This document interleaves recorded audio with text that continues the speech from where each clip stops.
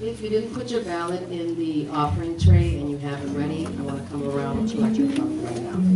Okay, so just hold your hand up so I can come get that.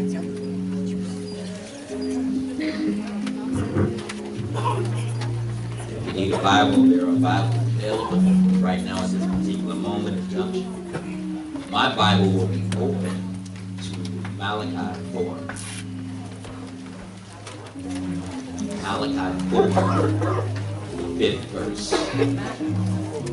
Where the balance at? Malachi 4. Bless you.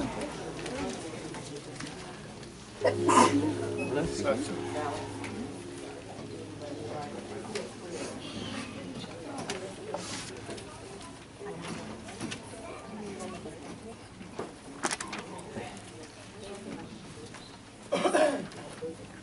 Malachi 4, starting at the 5th verse. When you have it, please stand to your feet in reverence of the word.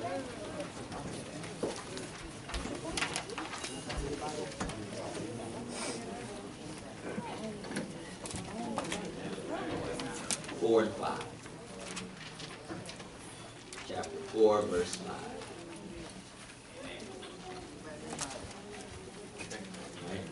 You have it, but you're standing.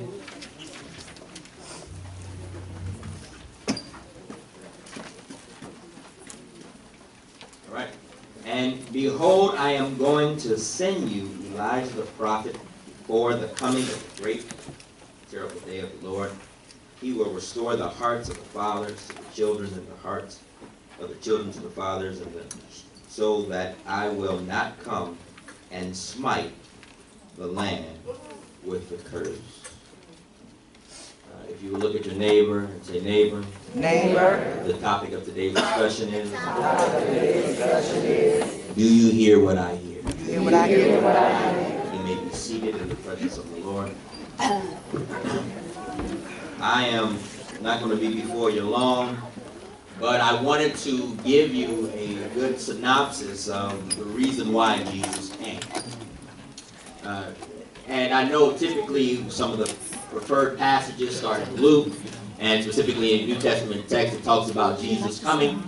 But I think it's more apropos and fitting to actually talk about what was going on that prompted a Jesus intervention.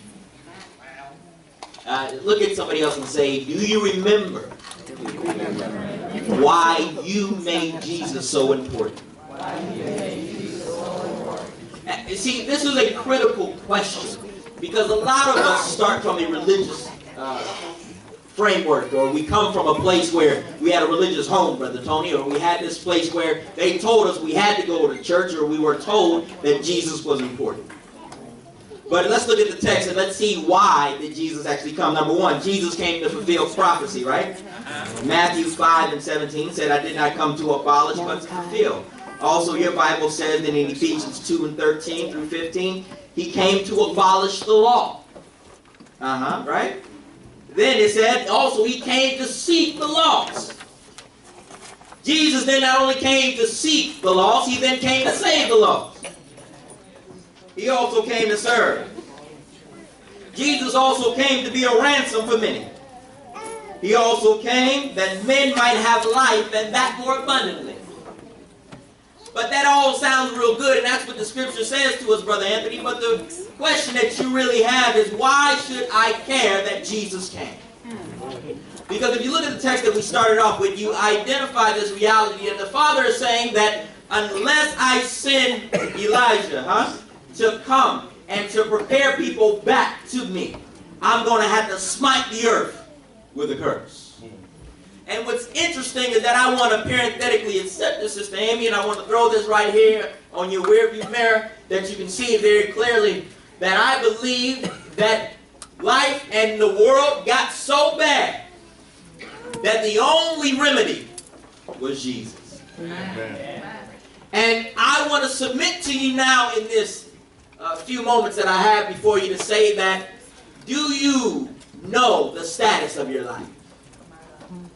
Why? Because what I found is that in my life, that whenever I'm going through issues and going through circumstances, I found that if I'm in a place where maybe I have did one of the most horrible things possible, I broke a nail, I can fix that. And it doesn't require 3 hours of prayer. It doesn't require a prophet coming by and telling me that deliverance shall come someday. But it requires me ponying up, bandaging it up, and putting some ice on it. That's called a fix that I can handle. I found that, and some of you may be different than me in this, but this is just where I am, so you just got to deal with it. That I told my wife that if any time they ever say that I need a catheter, that means it's time for me to go home.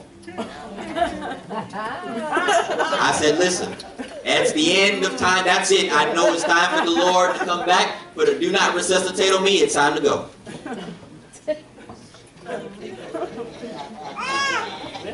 That's just where I am. But for some of you, you saying, Pastor, you're overreacting. It's not even that serious. It's a simple procedure, and this, that, and the other. But the problem is, I've never been through anything like that before. I just heard of the concept, and the very concept causes me issue, and it causes me concern. And my question is, did Jesus come to save me from that?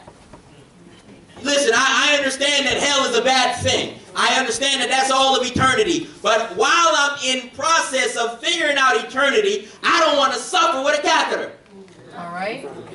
So I need to know, does this Jesus thing have anything to do with the possible pain and the frustration that I can experience by having something go in, an exit only? All right. Why am I saying that to you? Jesus came, Hebrews 10 and 9, to do the will of God in your life. Jesus came to be the balm in Gilead. He came to take that very thing, that very pressure, that very pain that is specific to your circumstance, and to show you that not only can He alleviate the stress and the strain of what you're struggling with, but also that He can get rid of the causes of that pain. Jesus came not just as to give you a ticket to heaven.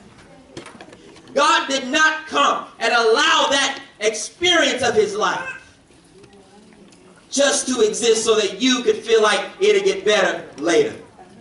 But He came specifically to let you know that I have understood the crafted pain. Matter of fact, let me be honest with you. Jesus is coming to tell us that I understand the tailor-made problem that you are experiencing right now. And I came to not only deliver you from it, but teach you how to go through it. Jesus came. See, Jesus, the story, it's not just about Him redeeming humanity. It's not just about that, Brother Gary, but it's really about whenever it got beyond human fixing, whenever it got beyond your repair, that's what Jesus came to do and to settle for your life. So maybe, just maybe, quite possibly, maybe on this Sunday morning, the reason why you've been struggling with this particular issue in your life for more than 3 or 4 months, because you're trying to fix something that is a Jesus-only problem. All right. Maybe the reason why you have equated this just to be your plight in life. Maybe the reason why you've equated this, that this is something that can't be fixed or it can't be done away. Maybe because you have stopped looking for the source that can remedy your problem. Maybe because that person that's just so difficult to deal with. Maybe they're still so difficult simply because it's the Monique, you're trying to deal with them in your own faculties. Well, what I've learned is when I first got here, I remember there was a person that had one of the strongest characters I ever seen before, Sister D. This was a person who can say it to you, or they can walk it out. They can say it's either my way or the highway.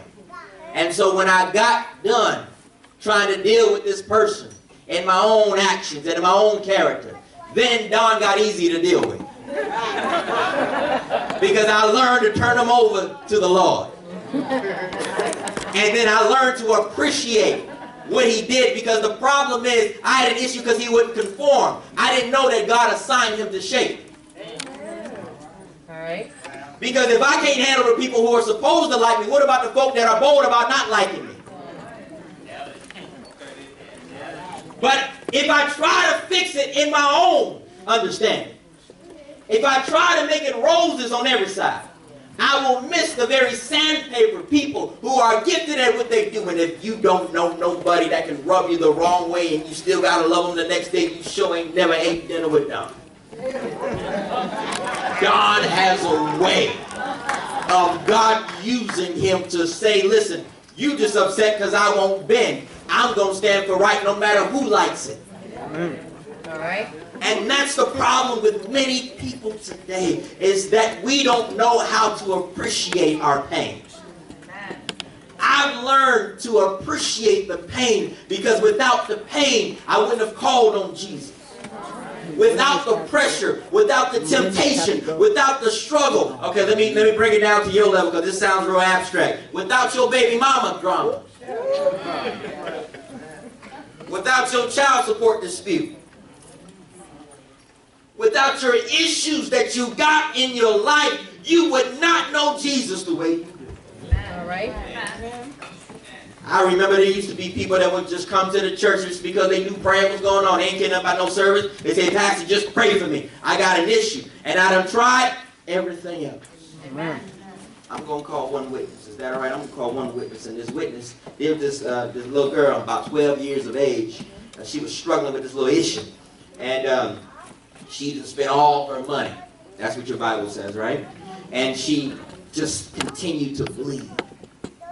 And then, but something happened in the testimony that she heard about this walking rabbi. She said, if I can just but touch the hem of his garment, I will be made whole. And you know, I don't really care about her persistence. I used to get excited about her persistency, Cheryl, but I don't care about that no more. I'm more concerned and interested in how the devil did she get that convinced of a person she never encountered before. My God. When we walk around with Jesus all the time, in his presence almost every Sunday, got his Bible on all of our mantle, and he got all this dust on it, and we got all this time in prayer and all these spiritual songs, but yet somebody who's only heard something could be convinced that he came to fix issues like that. And I want to encourage somebody here today. I don't know what you're dealing with this Christmas. I know you may be dealing with the loss of a loved one, and we're supposed to understand that. Or you're dealing with some physical issue, and it's causing you problem, and I understand that. But yet, I've come to let you know that Jesus didn't come just to write this ticket on Delta to get you directly into heaven. I've come to let you know that Jesus came specifically so that you wouldn't suffer while you're waiting at the airport. Amen. Because if you're willing to let go of your bitterness, of your unforgiveness, of your pain, of your discouragement, God has a way of remedying your problem in such a way you'll never see it again. Amen. Amen. But are you willing to let go?